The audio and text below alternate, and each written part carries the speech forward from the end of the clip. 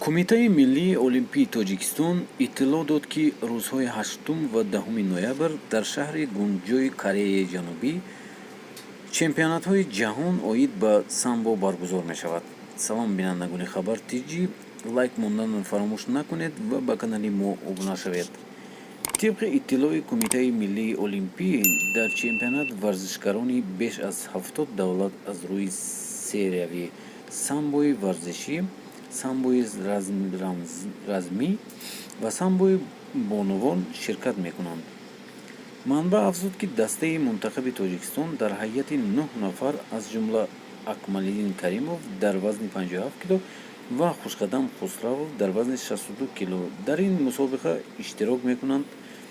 ба иттилои кумита, инчунин Парвиз Додов дар вазни 68 кг, Мирзо Ҷамил Рамазонов дар вазни 74 кг, Захрав Олимшоев дар вазни 90 кг. дар бахши самбои размии Сорбон Латипов 62 кг, Фаридун Одилов 82 кг, Ҷамшид Қосимов дар вазни 57 кг қувваозмоӣ мекунанд.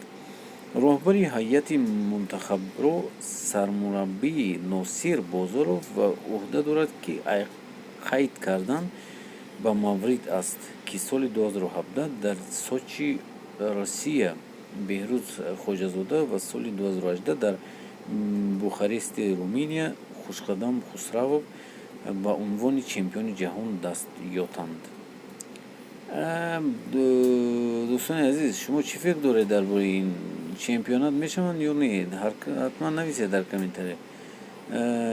чандтаашон аз 9 нафар чемпионат мешаванд, чемпиони ҷаҳон.